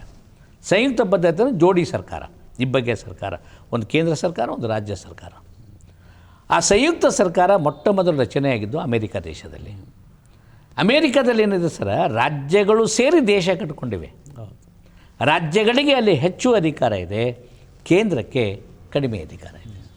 ಇಲ್ಲಿ ಕೇಂದ್ರಕ್ಕೆ ಹೆಚ್ಚು ಅಧಿಕಾರವನ್ನು ಕೊಟ್ಟಿದ್ದಾರೆ, ರಾಜ್ಯಗಳಿಗೆ ಕಡಿಮೆ ಅಧಿಕಾರ. ಕೇಂದ್ರೀಕೃತ ಸಂಯುಕ್ತ ಪದ್ಧತಿ ಸರಿ, ಇದನ್ನು ಎಲ್ಲಿಯೂ ಪ್ರಶ್ನಿಸಬಾರದು ಅನ್ನೋ ಕಾರಣಕ್ಕಾಗಿ ಭಾರತ ಸಂಯುಕ್ತವಾಗಿದ್ದರೂ ಕೂಡ ಬಾಬಾ ಸಾಹೇಬ್ ಅಂಬೇಡ್ಕರ್ ಅವರು ಭಾರತ ಸಂಯುಕ್ತವಾಗಿದೆ ಎಂದು ಎಲ್ಲೂ ಬರೆದಿಲ್ಲ. ಇಂಡಿಯಾ ಈಸ್ ಫೆಡರಲ್ ಸ್ಟೇಟ್ ಅಂತ ಎಲ್ಲೂ ಬರೆದಿಲ್ಲ. ಫಸ್ಟ್ ಆರ್ಟಿಕಲ್ದಾಗ ಹೇಳ್ತಾರೆ ಬಾಬಾ ಸಾಹೇಬರು, India is A union of States. Bharat ರಾಜ್ಯಗಳ ಕೂಟವಾಗಿದೆ. ರಾಜ್ಯಗಳಿಗೆ ಕಡಿಮೆ ಅಧಿಕಾರ ಕೊಡಬೇಕು, ಕೇಂದ್ರಕ್ಕೆ ಹೆಚ್ಚು ಅಧಿಕಾರ ಕೊಡಬೇಕು. ಸುಬ್ಬರಾವ್ ಪ್ರಶ್ನೆ ಮಾಡ್ತಾರೆ, ಸರ್ ರಚನಾ ಸಮಿತಿ ಸರ್ ಏನು ಸರ್ ರಾಜ್ಯಗಳನ್ನು ಮುನ್ಸಿಪಾಲ್ಟಿ ಮಾಡಿರಲ್ರಿ, ಅವಾಗೇನೂ ಅಧಿಕಾರ ಕೊಟ್ಟಿರಲಿಲ್ಲ ಅಂತ. ಬಾಬಾ ಸಾಹೇಬ್ ಅಂಬೇಡ್ಕರ್ ಉತ್ತರ ಕೊಡ್ತಾರೆ, ಸರ್ ರಾಜ್ಯಗಳಿಗೆ ಹೆಚ್ಚು ಅಧಿಕಾರ ಕೊಟ್ಟರೆ ಏನಾಗುತ್ತೆ ಅನ್ನೋದಕ್ಕೆ ಪಾಕಿಸ್ತಾನ ವಿಭಜನೆ ಮಾಡಿದ್ದು ನಿಮಗೆ ಗೊತ್ತಿದೆ. ಮತ್ತೊಂದು ಪಾಕಿಸ್ತಾನ ಆಗುತ್ತೆ, ಇನ್ನೊಂದು ಆಗುತ್ತೆ. ದೇಶ ಅಖಂಡವಾಗಿರಬೇಕು ಎಂದರೆ ಕೇಂದ್ರಕ್ಕೆ ಹೆಚ್ಚು ಅಧಿಕಾರ ಅಗತ್ಯ ಮತ್ತು ಅನಿವಾರ್ಯತೆ ಇದೆ ಅನ್ನೋದನ್ನು ಸ್ಪಷ್ಟೀಕರಣ ಕೊಡ್ತಾರೆ ಸರ್. ಅತ್ಯಂತ ದೂರದೃಷ್ಟಿ ಮುಂದಾಲೋಚನೆಯನ್ನು ಇರಿಸಿಕೊಂಡು ಭಾರತ ಹೇಗೆ ಇರಬೇಕು ಆಗಬೇಕು ಅಂತ ಸುಂದರ ಕನಸು ಕಟ್ಟಿಕೊಂಡು ಸಂವಿಧಾನ ಬರೆದಾರೆ ಸರ್. ಅಂದ್ರೆ ಅವರಿಗಿಂತ ಹೆಚ್ಚಾಗಿ ಈ ದೇಶವನ್ನು ಪ್ರೀತಿಸ್ತಿದ್ದರು. ಈ ದೇಶದ ದೀರ್ಘವಾದ ಆಯುಷ್ಯನ ಬಗ್ಗೆ ಅವರಿಗೆ ಚಿಂತನೆ ಇತ್ತು. ದೇಶದ ಸಮಗ್ರತೆ ಏಕತೆ ಉಳಿಬೇಕು ಅನ್ನೋ ಹಂಬಲ ಇತ್ತು. ಆ ಕಾರಣಕ್ಕಾಗಿ ಅದು ಬರೆಯಲು ಸಾಧ್ಯ ಆಯಿತು ಸರ್. ಸರ್ ನಿಮಗೆ ಇನ್ನೊಂದು ಮಾತು, ಈ ಹಕ್ಕುಗಳ ಬಗ್ಗೆ ಪ್ರಶ್ನೆ ಬಂತು ಸರ್. ದಯವಿಟ್ಟು ನಿಮಗೆ ಇದು ಗೊತ್ತಿರಬೇಕು ಸರ್. ಹಕ್ಕಿನ ಬಗ್ಗೆ ಚರ್ಚೆ ಮಾಡುವಾಗ ಒಂದೇ ಒಂದು ಆರ್ಟಿಕಲ್ ಮ್ಯಾಗ, ಆರ್ಟಿಕಲ್ 13 ಇತ್ತು ಸರ್, ಅದ್ರ ಮ್ಯಾಗ 8 ದಿನ ಚರ್ಚೆ ನಡೆದ ಸರ್. ಅಮೇರಿಕದ ಬಿಲ್ ಆಫ್ ರೈಟ್ಸನ್ನು ಆಧಾರವಾಗಿಟ್ಟುಕೊಂಡು ಭಾರತದ ಸಂವಿಧಾನಕ್ಕೆ ಮೂಲಭೂತ ಹಕ್ಕನ್ನು ಕೊಡಲಾಯಿತು ಸರ್. ಅಮೇರಿಕದಾಗ ಹಕ್ಕು ಕೊಟ್ಟಿದ್ದಾರೆ ಸರ್, ಅದಕ್ಕೆ ನಿರ್ಬಂಧನೇ ಇಲ್ಲ. ಅಮೇರಿಕದಾಗ ಹಕ್ಕು ಕೊಟ್ಟಿದ್ದಾರೆ, ಅವುಗಳಿಗೆ ನಿರ್ಬಂಧನೇ ಇಲ್ಲ. ಕಾರಣ ಏನಂದರೆ ಜನತೆಗೆ ಹಕ್ಕುಗಳ ಚಲಾವಣೆ ಮಾಡುವ ಜ್ಞಾನ ಇದೆ ಸರ್. ಹಾಗೆ ನೋಡಿದ್ದಾದರೆ ರಚನಾ ಸಮಿತಿಯವರು ಸುಮಾರು 54 ನಿರ್ಬಂಧಗಳನ್ನು ಈ ಹಕ್ಕುಗಳ ಮೇಲೆ ಹೇರಿದರು ಸರ್. ನಾಗರಿಕರಿಗೆ ಹಕ್ಕುಗಳೂ ಸಿಗಬೇಕು, ಆ ಹಕ್ಕುಗಳು ಸ್ವೇಚ್ಛಾಚಾರ ಆಗಬಾರದು, ಸ್ವತಂತ್ರ ಸ್ವೇಚ್ಛಾಚಾರ ಆಗಬಾರದು, ದೇಶದ ಸಮಗ್ರತೆಯೂ ಉಳಿಬೇಕು, ಸಾಮಾಜಿಕ ಸಾಮರಸ್ಯನೂ ಉಳಿಬೇಕು, ವ್ಯಕ್ತಿ ಗೌರವ ಮತ್ತು ಘನತೆಯೂ ಉಳಿಬೇಕು ಅನ್ನುವ ಕಾರಣಕ್ಕಾಗಿ ಎಲ್ಲವನ್ನ ಸಮ್ಮಿಳನಗೊಳಿಸಿ ನಾಗರಿಕರ ಹಕ್ಕನ್ನು ಕೊಟ್ಟಿದ್ದಾರೆ. ಅದ್ಭುತವಾದ ಹಕ್ಕುಗಳು ಸರ್. ಸಮಾನತೆಯ ಹಕ್ಕು, ಸ್ವಾತಂತ್ರ್ಯದ ಹಕ್ಕು, ಶೋಷಣೆ ವಿರುದ್ಧದ ಹಕ್ಕು, ಧಾರ್ಮಿಕ ಸ್ವಾತಂತ್ರ್ಯದ ಹಕ್ಕು. ಭಾರತ ದಯವಿಟ್ಟು ನಿಮಗೆ ಗೊತ್ತಿರಬೇಕು ಸರ್, ಜಾತ್ಯತೀತ ರಾಷ್ಟ್ರ ಅಂಥೇಳಿ 76ನೇ ತಿದ್ದುಪಡಿಯ ಮೂಲಕ ಪೂರ್ವ ಪೀಠಿಕೆಯಲ್ಲಿ ಸೇರಿದರೂ ಕೂಡ ಭಾರತ ಜಾತ್ಯತೀತ ರಾಷ್ಟ್ರವಾಗಿದೆ ಅನ್ನುವ ಸಂಕೇತವನ್ನು 25ನೇ ವಿಧಿಯಲ್ಲಿ ಇಟ್ಟು ಹೋಗಿದ್ದಾರೆ. ಪ್ರತಿಯೊಬ್ಬನೂ ಅವನ ಆತ್ಮಸಾಕ್ಷಿಯಂತೆ ಹಕ್ಕುಗಳನ್ನು ಚಲಾಯಿಸಬೇಕು ಅಂತ, ಧರ್ಮದ ಒಂದು ಅವಲಂಬನೆಯನ್ನು ಮಾಡಬೇಕು ಅಂತ, ತನಗೆ ಸರಿ ಕಂಡಿರುವ ಧರ್ಮವನ್ನು ಸೇರ್ತಕ್ಕಂಥ ಅಧಿಕಾರ ಪ್ರತಿಯೊಬ್ಬ ಭಾರತೀಯನಿಗಿದೆ ಅಂತ ಹೇಳೋದರ ಮೂಲಕ ಭಾರತ ಜಾತ್ಯತೀತ ರಾಷ್ಟ್ರ ಅನ್ನೋದನ್ನು ಸಂಕೇತವಾಗಿ ಕೊಟ್ಟರು ಸರ್. ಮತ್ತು ಅದೇ ರೀತಿಯಾಗಿ ಅಲ್ಪಸಂಖ್ಯಾತರ ಹಕ್ಕುಗಳನ್ನು ಸರ್ ದಯವಿಟ್ಟು ನಿಮಗೆ ಗೊತ್ತಿರಬೇಕು. ಜಗತ್ತಿನ ಯಾವುದೇ ರಾಷ್ಟ್ರದ ಸಂವಿಧಾನದಲ್ಲಿ ಇಲ್ಲದಿರುವ ಸಂವಿಧಾನದ 29 ಮತ್ತು 30ನೇ ವಿಧಿ ಪ್ರಕಾರ ಈ ದೇಶದ ಎಲ್ಲ ಅಲ್ಪಸಂಖ್ಯಾತರಿಗೆ, ನಾಟ್ ಓನ್ಲಿ ಮುಸ್ಲಿಮ್ಸ್, ಬೌದ್ಧರು, ಸಿಖ್ಖರು, ಕ್ರಿಶ್ಚಿಯನ್ನರು, ಮುಸ್ಲಿಮರು, ಈ ಅಲ್ಪಸಂಖ್ಯಾತರು ತನ್ನತನವನ್ನು ಉಳಿಸ್ಕೊಂಡು ಬರಲಿಕ್ಕೆ ಹಕ್ಕುಗಳನ್ನು ಕೊಟ್ಟರು ಸರ್. ಹಕ್ಕುಗಳನ್ನು ಯಾರೂ ಕಸಿದುಕೊಳ್ಳಬಾರದು ಅಂತ ಪರಿಹಾರದ ಹಕ್ಕನ್ನು 32ನೇ ವಿಧಿ ಪ್ರಕಾರ ಕೊಟ್ಟರು ಸರ್. ದಯವಿಟ್ಟು ನೀವು ಇದು ಗಮನಿಸಿರಬೇಕು ಸರ್. ಪ್ರಿಯ ವೀಕ್ಷಕರೇ, ನಮ್ಮ ಪ್ರೊಫೆಸರು ಸಂವಿಧಾನದತ್ತವಾಗಿ ನೀಡಿದಂಥ ಹಕ್ಕುಗಳು ಸರ್ ಎಲ್ಲ ಜನಾಂಗಕ್ಕೆ ಸಂರಕ್ಷಿಸಲಿಕ್ಕೆ, ಎಲ್ಲ ಭಾಷೆ, ದೇಶ, ಉಡುಪು, ಪ್ರಿಯ ವೀಕ್ಷಕರೇ, ಮತ್ತೆ ಸಂವಿಧಾನ ಸಮರ್ಪಣಾ ದಿನ, ಕಾನ್ಸ್ಟಿಟ್ಯೂಷನ್ ಡೇ ಕುರಿತು ಮತ್ತೆ ನಮ್ಮ ಚರ್ಚೆಯನ್ನು ಮುಂದುವರಿಸ್ತೇವೆ. ಪ್ರೊಫೆಸರ್ ಸರ್, ಈಗ ಬಾಬಾ ಸಾಹೇಬರ ಬಗ್ಗೆ ಕೆಲವು ಜನ ಕುಚೇಷ್ಟೆಗಾಗಿಯೋ ಅಥವಾ ಅವರ ಅಸಮಾಧಾನ ವ್ಯಕ್ತಪಡಿಸಲಿಕ್ಕಾಗಿಯೋ ಕೆಲವೊಂದು ವಿಷಮ ವಾತಾವರಣ ಸೃಷ್ಟಿಸುವುದಕ್ಕಾಗಿ ಹೇಳಿಕೆಗಳನ್ನು ಕೊಡ್ತಾರೆ ಸರ್. ಸುಮಾರು 300 ಜನ ಸಲಹಾ ಸಮಿತಿ, ರಚನಾ ಸಮಿತಿಯೊಳಗೆ ಸದಸ್ಯರಿದ್ದರು ಮತ್ತು ಕರಡು ಸಮಿತಿಯೊಳಗೆ 7 ಜನ ಒಳಗೊಂಡಂತೆ ಸದಸ್ಯರಿದ್ದರು. ಇವರು ಒಬ್ಬರೇ ಬರೀಲಿಲ್ಲ ಅನ್ನುವಂಥ ಆರೋಪ ಅಪಾದನೆಗಳನ್ನು ಮಾಡ್ತಾರೆ. ಆದರೆ ನಿಜವಾಗಿ ಅವರು ಶ್ರಮ ಹಾಕಿದ್ದು, ಪರಿಶ್ರಮ ಪಟ್ಟಿದ್ದು, ತಮ್ಮ ವಿದ್ವತ್ತು ಅಧ್ಯಯನ ಪೂರ್ಣವಾಗಿ ಕರಡು ಪ್ರತಿ ಸಿದ್ಧಪಡಿಸಿದ್ದು, ಅದನ್ನು ಭಾರತದ ಸಂವಿಧಾನವಾಗಿ ಸಮರ್ಪಿಸಿದ್ದು ಅಧ್ಯಯನಶೀಲರಿಗೆ, ವಿಚಾರವಂತರಿಗೆ ಮತ್ತು ಯಾರು ಸಂವಿಧಾನವನ್ನು ಬಾಬಾ ಸಾಹೇಬರ ಬಗ್ಗೆ ಚೆನ್ನಾಗಿ ಅಧ್ಯಯನ ಮಾಡಿದ್ದಾರೆ ಅವರು ಈ ಮಾತುಗಳನ್ನು ಹೇಳೋದಿಲ್ಲ. ಹೌದು ಸರ್. ಈ ಅಪಾದನೆಗಳಿಗೆ ತಮ್ಮ ಸಮರ್ಥನೆ ಏನು? ಸರ್, ಈಗ ನಾನು ಈಗಾಗಲೇ ಸರ್ಕಾರದ ಸ್ವರೂಪ, ಸಂಯುಕ್ತ ಪದ್ಧತಿ, ಫೆಡರಲ್ ಸಿಸ್ಟಮು ಮತ್ತು ಮೂಲಭೂತ ಹಕ್ಕುಗಳ ಬಗ್ಗೆ ಚರ್ಚೆ ಮಾಡ್ತೀವಿ. ಇವೆಲ್ಲ ಒರಿಜಿನಲ್ ಬಾಬಾ ಸಾಹೇಬರ ಕೊಡುಗೆಗಳು ಅಂತ. ಇನ್ನೊಂದು ಅಂಶ ಸರ್, ಬಾಬಾ ಸಾಹೇಬ್ ಅಂಬೇಡ್ಕರ್ ಅವರಿಗೆ ಆರ್ಥಿಕ ವಿಷಯಕ್ಕೆ ಸಂಬಂಧಪಟ್ಟಂತೆ ಸರ್, ಆರ್ಥಿಕ ವಿಷಯಕ್ಕೆ ಸಂಬಂಧಪಟ್ಟಂತೆ ಒಂದು ಉದಾರವಾದ ಚಿಂತನೆ ಇತ್ತು ಸರ್. ಈ ದೇಶದ ಎಲ್ಲರೂ ಕೂಡ ಆರ್ಥಿಕವಾಗಿ ಸ್ವಾವಲಂಬನೆ ಆಗಬೇಕು ಅಂತ. Not only Dalit sir, not only Dalit, not only woman, not only minorities. ಈ ದೇಶಕ್ಕೆ ಎಲ್ಲರೂ ಆರ್ಥಿಕ ಸಮಾನತೆಯಿಂದಿರಬೇಕು ಅನ್ನೋ ಕಾರಣಕ್ಕಾಗಿ ಒಂದು ರಾಜ್ಯ ಸಮಾಜವಾದ ಯೋಜನೆಗಳನ್ನು ಇಟ್ಕೊಂಡಿರು ಸರ್. ಸ್ಟೇಟ್ ಸೋಷಿಯಲಿಸಮ್ ಅಂತಾರೆ ಸರ್. ಸ್ಟೇಟ್ಸ್ ಆ್ಯಂಡ್ ಮೈನಾರಿಟೀಸ್ ಅಂತಕ್ಕಂಥ ಅವರ ಪುಸ್ತಕದಲ್ಲಿ ಅದನ್ನು ಬರೆದಿದ್ದಾರೆ ಸರ್. ಬಾಬಾ ಸಾಹೇಬ್ ಅಂಬೇಡ್ಕರ್ ಅವರು 46ಕ್ಕೆ ಸಂವಿಧಾನ ರಚನೆ ಆಗುವಾಗ ಶೆಡ್ಯೂಲ್ಡ್ ಕಾಸ್ಟ್ ಫೆಡರೇಷನ್ ವತಿಯಿಂದ ಒಂದು ಮೆಮೊರಂಡಮನ್ನು ಕೊಡ್ತಾರೆ ಸರ್. ಏನಂತ ಕೊಡ್ತಾರೆ ಅಂದರೆ, ಈ ದೇಶದ ಒಟ್ಟು ಭೂಮಿಯನ್ನು ರಾಷ್ಟ್ರೀಕರಣ ಮಾಡಿ, ಭೂಮಿಯನ್ನು ರಾಷ್ಟ್ರೀಕರಣ ಮಾಡಿ. ಹಾಗನ್ನುವ ಹಾಗಿದ್ರೆ ಸಮತಾವಾದಕ್ಕೆ ಇವರು ವಿರೋಧ ಇರ್ತದೆ ಸರ್. ಕ್ರಾಂತಿ, ರಕ್ತಬದ್ಧವಾದ ಕ್ರಾಂತಿ, ಇವರಿಗೆ ಅದು ಇಷ್ಟ ಇರಲ್ಲ ಸರ್. ಬುದ್ಧನ ಅನುಯಾಯಿ ಇವರು. ಅವರೇನಂತಾರೆ, ಸಹಕಾರ ಪದ್ಧತಿಯ ಬೇಸಾಯವನ್ನು ಮಾಡಿ ಅಂತ, ಕೋಆಪ್ರೇಟಿವ್ ಬೇಸಾಯ, ಅಗ್ರಿಕಲ್ಚರ್ ಮಾಡಿರಿ ಅಂತ. ಉದಾಹರಣೆ, ಒಂದು ಹಳ್ಳಿ ಸರ್. ಆ ಹಳ್ಳಿಯಲ್ಲಿ 2500 ಎಕರೆ ಭೂಮಿ ಇದೆ. ಒಂದು 200 ಕುಟುಂಬ ಇವೆ. 200 ಕುಟುಂಬಕ್ಕೆ ಆ ಹಳ್ಳಿಯ ಒಟ್ಟು ಜಮೀನನ್ನು ಸಮಾನವಾಗಿ ಹಂಚಿ, ಸಾಮೂಹಿಕ ವ್ಯವಸಾಯ, ಸಾಮೂಹಿಕ ವ್ಯವಸಾಯ ಸರ್. ಎಲ್ಲರಿಗೆ ಸಮಾನವಾಗಿ ಹಂಚ್ರಿ ಸರ್, ಇಂಡಿವಿಜುವಲೇ ಸರ್. ಹಂಚಿ ಏನು ಮಾಡ್ಬೇಕು ಸರ್ ಅಂದ್ರೆ, ರಾಜ್ಯವೇ ಈ ಬೇಸಾಯ ಮಾಡುವುದಕ್ಕೆ ಬೇಕಾಗಿರುವ ನೀರು, ವಿದ್ಯುತ್ ಶಕ್ತಿ, ರಸಗೊಬ್ಬರ ಎಲ್ಲ ಸೌಕರ್ಯಗಳನ್ನು ಕೊಡಬೇಕು. ಯಾರು ಕೊಡಬೇಕು ಸರ್? ಇದರಿಂದ ಯಾವ ರೈತನೂ ಬಡವನಾಗೋದಿಲ್ಲ, ಆತ್ಮಹತ್ಯೆ ಮಾಡಿಕೊಳ್ಳೋದಿಲ್ಲ. ನೋಡಿ ಸರ್, ರಾಜ್ಯವೇ ಏನು ಕೊಡಬೇಕು ಸರ್? ರೈತರಿಗೆ ಏನು ಮಾಡಬೇಕು? ಬೀಜ ಕೊಡಬೇಕು, ಗೊಬ್ಬರ ಕೊಡಬೇಕು, ನೀರು ಕೊಡಬೇಕು, 24 ತಾಸುಗಳ ವಿದ್ಯುತ್ ಕೊಡಬೇಕು. ರಾಜ್ಯವೇ ಉತ್ಪಾದನೆ ಮಾಡಲು ಹಚ್ಚಬೇಕು. ತಾನು ಕೊಟ್ಟಿದ್ದನ್ನು ಏನು ಮಾಡಬೇಕು ಸರ್? ರೈತ ಬೆಳೆದಾಗ ಆ ಟ್ಯಾಕ್ಸ್ ರೂಪದಲ್ಲಿ, ಕರ ರೂಪದಲ್ಲಿ ಕೊಟ್ಟಿದ್ದನ್ನು ಹಿಂತೋಬೇಕು. ಇಲ್ಲಿ ಪ್ರತಿಯೊಬ್ಬನೂ ದುಡಿಯುತ್ತಾನೆ, ಆರ್ಥಿಕವಾಗಿ ಸಂಪನ್ಮೂಲನಾಗುತ್ತಾನೆ. ಆವಾಗ ಭಾರತ ಬಡವರಿಂದ ಕೂಡಿರುವ ಶ್ರೀಮಂತ ರಾಷ್ಟ್ರ ಆಗಲ್ಲ, ಶ್ರೀಮಂತರಿಂದ ಕೂಡಿರುವ ಶ್ರೀಮಂತ ರಾಷ್ಟ್ರ ಆಗುತ್ತೆ. ಬಡತನ ನಿವಾರಣೆ ಆಗುತ್ತೆ, ಸಾಮಾಜಿಕ ಅನ್ಯಾಯ ತಾನೇ ತಾನಾಗಿ ಹೋಗುತ್ತೆ. ಪ್ರಬುದ್ಧವಾದ ದೇಶವನ್ನು ನಾವು ಕಟ್ಟಲಿಕ್ಕೆ ಸಾಧ್ಯ ಅನ್ನುವ ಕಲ್ಪನೆ ಬಾಬಾ ಸಾಹೇಬ್ ಅಂಬೇಡ್ಕರ್ ಅವರು ಮಾಡ್ಕೊಂಡಿರ್ತಾರೆ ಸರ್. ಆವಾಗಿನ ಸರ್ಕಾರ, ಆಗಿನ ಕಾಂಗ್ರೆಸ್ ಪಕ್ಷದವರು ಈ ಮಾತನ್ನು ಒಪ್ಪಲ್ಲ ಸರ್. ಮೂಲಭೂತ ಹಕ್ಕುಗಳ ಸಮಿತಿಯ ಅಧ್ಯಕ್ಷ ಸರ್ದಾರ್ ವಲ್ಲಭಾಯ್ ಪಟೇಲ್ ಇರ್ತಾರೆ ಸರ್. ಅವರು ಇದು ಅಸಂಬದ್ಧವಾದ ಕೋರಿಕೆ ಅಂತ ಹರಡಿತಾರೆ. ಆವಾಗ ಪಂಡಿತ್ ನೆಹರು ಮತ್ತು ರಾಜೇಂದ್ರ ಪ್ರಸಾದ್ ಅವರಿಗೂ ಹೇಳ್ತಾರೆ, ಅವರು ಇದನ್ನು ಒಪ್ಪಲ್ಲ ಸರ್. ಆವಾಗ ಬಡವರಿಗೆ, ಮಹಿಳೆಯರಿಗೆ, ದುಡಿಯುವವರಿಗೆ, ಕಾರ್ಮಿಕ ವರ್ಗದವರಿಗೆ ಒಂದು ಆರ್ಥಿಕ ಸಬಲತೆ ಕೊಡಬೇಕು ಅನ್ನುವ ಕಾರಣಕ್ಕಾಗಿ, ಎಕನಾಮಿಕ್ ಸ್ಟೆಬಿಲಿಟಿ ಕೊಡಬೇಕು ಅನ್ನುವ ಕಾರಣಕ್ಕಾಗಿ ಬಾಬಾ ಸಾಹೇಬ್ ಅಂಬೇಡ್ಕರ್ ಅವರು ಸಂವಿಧಾನದ 4ನೇ ಭಾಗದಲ್ಲಿ ರಾಜ್ಯ ನಿರ್ದೇಶಕ ತತ್ವಗಳನ್ನು ಐರ್ಲೆಂಡಿನ ಸಂವಿಧಾನದಿಂದ ಸ್ಫೂರ್ತಿ ಪಡೆದು ಬಂದು ಸೇರಿಸ್ತಾರೆ ಸರ್. ಅವ್ರ ಉದ್ದೇಶ ಒಂದೇ ಇರುತ್ತೆ ಸರ್, ದೇಶದ ಎಲ್ಲ ಜನರಿಗೆ ಸಾಮಾಜಿಕ ಮತ್ತು ಆರ್ಥಿಕ ನ್ಯಾಯ ಕೊಡಬೇಕು ಅಂತ. ಸಾಮಾಜಿಕ ಮತ್ತು ಆರ್ಥಿಕ ನ್ಯಾಯ ಕೊಡದೇ ಇದ್ದರೆ ರಾಜಕೀಯ ನ್ಯಾಯ ಅಪ್ರಸ್ತುತ ಅಂತಾರೆ ಸರ್. ಉದಾಹರಣೆ ಹೇಳ್ತೀನಿ ಸರ್, ರಾಜಕೀಯ ಸ್ವಾತಂತ್ರ್ಯ ನಿಮಗೆ ಮಾತಾಡೋ ಹಕ್ಕದ ಎಲ್ಲರೂ ಮಾತಾಡಲ್ಲ ಸರ್. ಮಾಲಕ್ ಮಾತಾಡ್ತಾನೆ, ಆಳು ಕೇಳ್ತಾನೆ ಸರ್. ಅವ ಮಾತಾಡಲ್ಲ, ಹೊಳ್ಳಿ ಮಾತಾಡ್ದೂ ಅಂದ್ರೆ ನಾಯಿಗೆ ಹೊಡೆದಂಗೆ ಓದ್ತಾರೆ ಸರ್. ಅವ ಬಾಸಿಸಮ್ ಸಿಸ್ಟಮ್ ಅದ ಸರ್. ಅಂದರೆ ಅವನು ಆರ್ಥಿಕವಾಗಿ ಮತ್ತು ಸಾಮಾಜಿಕವಾಗಿ ಸಮಾನಾಗಿದ್ದನಂದ್ರೆ ಎಲ್ಲರೂ ಈಕ್ವಲ್ ಮಾತಾಡ್ತಾರೆ. ಆರ್ಥಿಕ ಪ್ರಬುದ್ಧತೆಯ ಸಮಾನತೆ ಸರ್. ಬಾಬಾ ಸಾಹೇಬ್ ಅಂಬೇಡ್ಕರ್ ಅವರು ರಾಜ್ಯ ನೀತಿ ನಿರ್ದೇಶಕ ತತ್ವಗಳಲ್ಲಿ ಈ ದೇಶದ ಬಡವರು, ಶೋಷಿತರು, ಅನ್ಯಾಯಕ್ಕೆ ಒಳಗಾದವರು, ಮಹಿಳೆಯರಿಗೆ ಸರ್, ಮಹಿಳೆಯರಿಗೆ ಸಮಾನ ಅವಕಾಶಗಳು ಕೊಡಬೇಕು ಅಂತ ಬಾಬಾ ಸಾಹೇಬ್ ಅಂಬೇಡ್ಕರ್ ಅವರು ಕಾನೂನುಬದ್ಧವಾಗಿ ಎಷ್ಟು ಹೋರಾಟ ಮಾಡಿದರೋ ಈ ಭಾರತ ದೇಶದಲ್ಲಿ ಇನ್ನೊಬ್ಬ ಹೋರಾಟ ಮಾಡಿಲ್ಲ. ಅದಕ್ಕೆ ಬೇಕಾದಷ್ಟು ಸಾಕ್ಷಿ ಕೊಡ್ತೀನಿ ಸರ್. ಸಂವಿಧಾನ ರಚನೆಯಾದ ನಂತರ ಹಿಂದೂ ಕೋಡ್ ಬಿಲ್ ರಚನೆ ಮಾಡುವುದಕ್ಕೆ ಬಾಬಾ ಸಾಹೇಬ್ ಅಂಬೇಡ್ಕರ್ ಅವರು ಕಾರಣೀಕರ್ತರಾಗ್ತಾರೆ ಸರ್.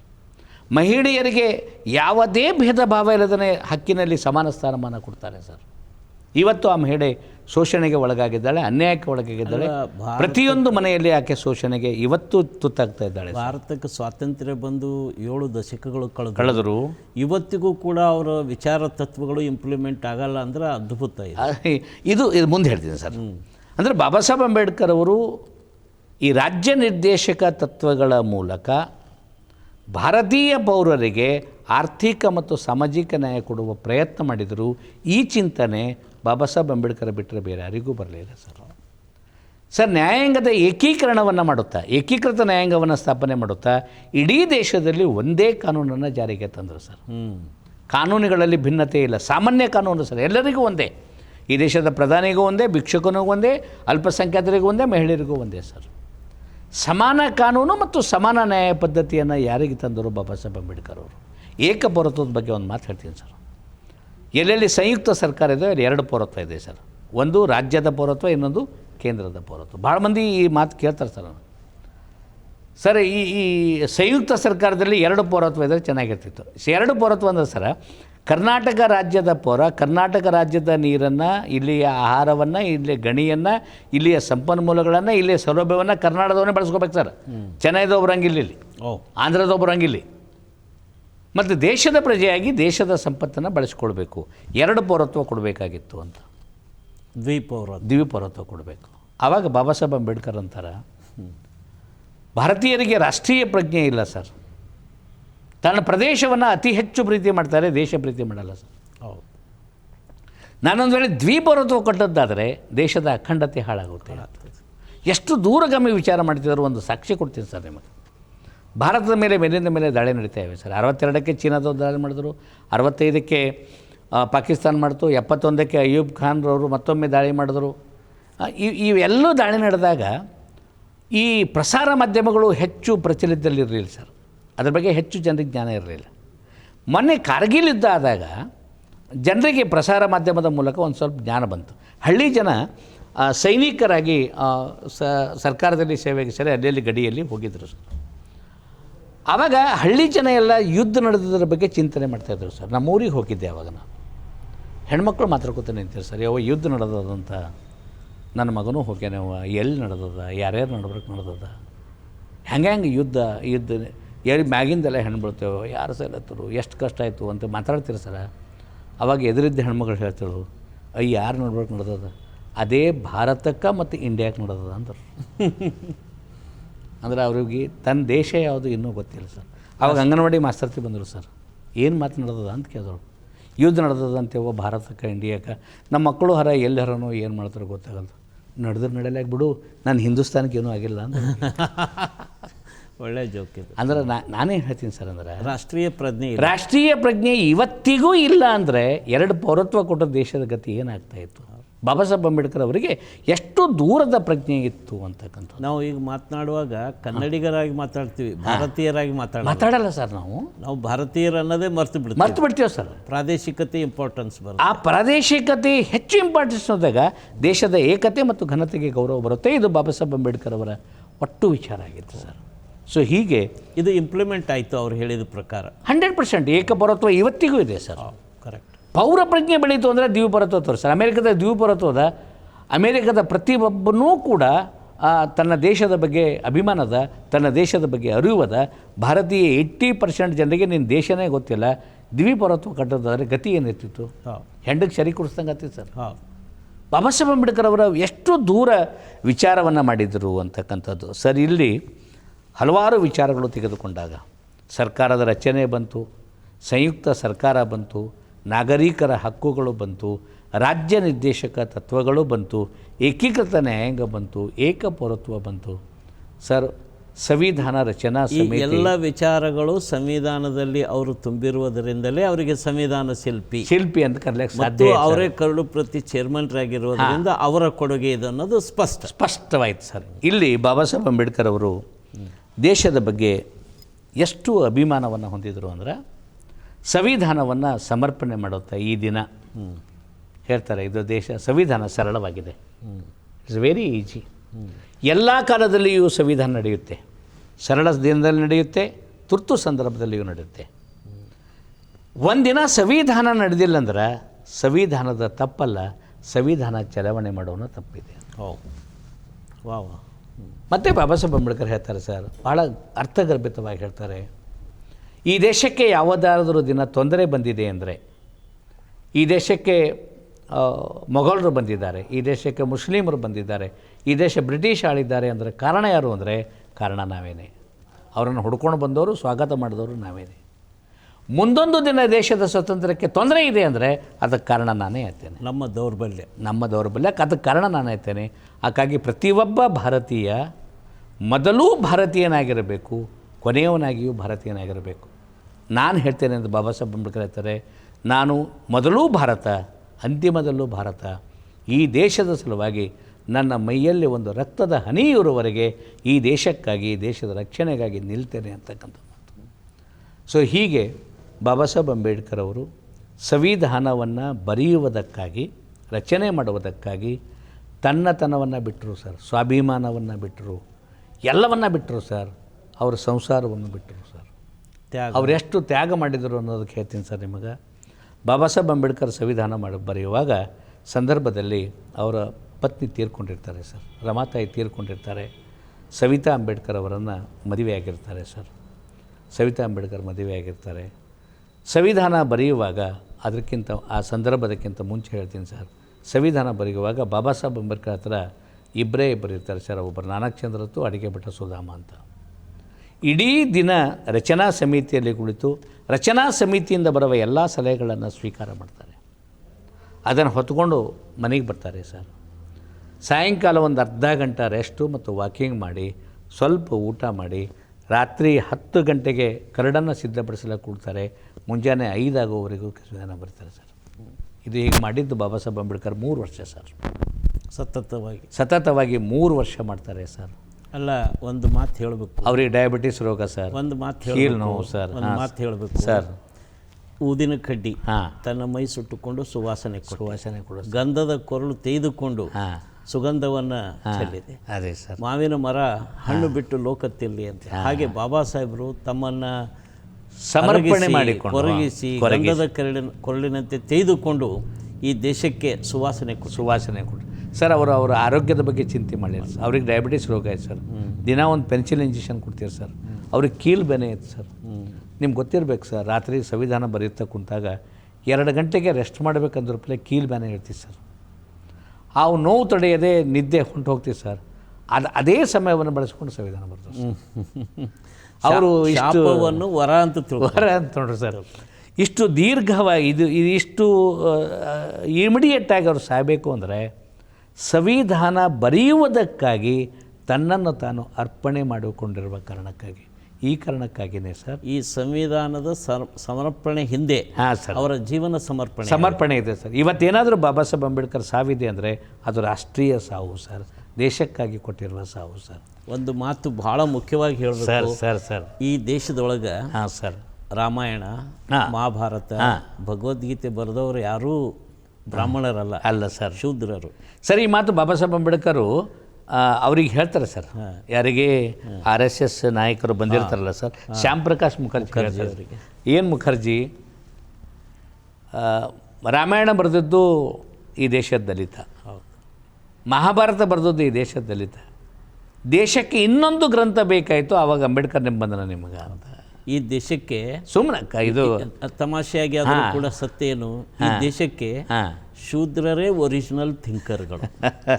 ಆಮೇಲೆ ರಾಮ ಮತ್ತು ಕೃಷ್ಣ, ಆಂಜನೇಯ ಇವರು ಯಾರೂ ಬ್ರಾಹ್ಮಿನ್ಸ್ ಅಲ್ಲ. Rama Kshatriya, Krishna Yadava sir, Anjaneya schedule caste. ಹೌದು ಸರ್. ಈಗ ರಾಮ, ಕೃಷ್ಣ, ಆಂಜನೇಯ ಮಂದಿರಗಳಲ್ಲಿರುವವರೆಲ್ಲ ಬ್ರಾಹ್ಮಣರು. ನಾಳೆ ಒಂದು ದಿವಸ ಹೀಗೆ ಬರ್ಬೋದು, ಡಾಕ್ಟರ್ ಬಾಬಾ ಸಾಹೇಬ್ ಅಂಬೇಡ್ಕರ್ ಅವರ ಗುಡಿ ಕಟ್ಟಿ, ಗಾಂಧಿಯವರ ಗುಡಿ ಕಟ್ಟಿ, ಅಲ್ಲಿ ಬ್ರಾಹ್ಮಣರೇ ಪೂಜಾರಿಗಳಾಗಿ ಶೂದ್ರರಿಗೆ ಎತ್ತಿ ತೀರ್ಥ ಪ್ರಸಾದ ಹಾಕುವ ಕಾಲ ಬಂದರು. ಈ ದೇಶಕ್ಕೆ ಅಂಧಕಾರ ಇರೋದ್ರಿಂದ ಹಂಗಾದರೂ ಆಗ್ಬೋದು ಸರ್.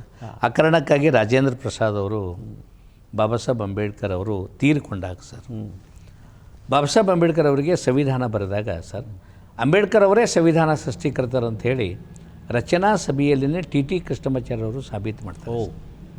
TT ಕೃಷ್ಣಮಾಚಾರಿ 49ಕ್ಕೆ ಸಂವಿಧಾನ ಸಮರ್ಪಣೆ ಮಾಡೋದು ಇನ್ನೊಂದು ಕೆಲವೊಂದು ದಿನ ಮುಂಚೆನೇ ಸಂವಿಧಾನ ರಚನಾ ಸಮಿತಿಯನ್ನು ಉದ್ದೇಶಿಸಿ ಭಾಷಣ ಮಾಡ್ತಾರೆ. ರಚನಾ ಸಮಿತಿಯಲ್ಲಿ, ಕರಡು ಸಮಿತಿಯಲ್ಲಿ 7 ಜನ ಸದಸ್ಯರಿದ್ದರು. ಒಬ್ಬರು ತೀರ್ಕೊಂಡ್ರು, ಅವ್ರ ಬದಲಿ ಮಾಡಿದ್ರು. ಇಬ್ಬರು ಅಮೇರಿಕಕ್ಕೆ ಹೋದರೂ ಅವ್ರ ಬದಲಿ ಯಾರಿಗೆ ನೇಮಕ ಮಾಡಲಿಲ್ಲ. ಇಬ್ಬರು ಪ್ರಾದೇಶಿಕ ಪಕ್ಷ ಸಂಘಟನೆ ಇರೋದ್ರು ಸಂವಿಧಾನ ರಚನಾ ಸಮಿತಿ ಬರಲಿಲ್ಲ. ಸಂವಿಧಾನ ಬರೆಯೋದಕ್ಕಾಗಿ ಉಳಿದದ್ದು ಅವರೊಬ್ಬರೇ. ಈ ದೇಶಕ್ಕೆ ಏನಾದರೂ ಸಂವಿಧಾನ ಕೊಟ್ಟಿದ್ದಾರೆ ಅಂದರೆ ಬಾಬಾ ಸಾಹೇಬ್ ಅಂಬೇಡ್ಕರ್ ಅವರ ಅದ್ಭುತ ಜ್ಞಾನಶಕ್ತಿಯಿಂದ ಈ ದೇಶಕ್ಕೆ ಸಂವಿಧಾನ ಬಂದಿದೆ ಅನ್ನುವುದನ್ನು ಅವರು ಬಿಚ್ಚಿ ಹೇಳಿದ್ರು ಸರ್. ಯಾರು? ಟಿ ಕೃಷ್ಣಮಾಚಾರ್ಯರವರು. ಬಾಬಾ ಸಾಹೇಬ್ ಅಂಬೇಡ್ಕರ್ ಅವರು ಸಂವಿಧಾನ ಬರೆದಿರುವ ಕಾರಣಕ್ಕಾಗಿ ಅಮೇರಿಕಾದ ಕೊಲಂಬಿಯಾ ವಿಶ್ವವಿದ್ಯಾಲಯ ಬಾಬಾ ಸಾಹೇಬ್ ಅಂಬೇಡ್ಕರ್ ಅವರಿಗೆ LLD ಪದವಿಯನ್ನು ಕೊಟ್ಟು ಗೌರವ ಕೊಡ್ತು ಸರ್. LLD ಪದವಿ ಕೊಟ್ಟು ಏನು ಅಂದ್ರೆ ಸರ್, ಈ ನೀನು ಯುಗ ಪರಿವರ್ತಕ ಇದ್ದೀಯಾ ಅಂತ, ಮಹಾ ಮಾನವತಾವಾದಿ ಇದ್ದೀಯಾ.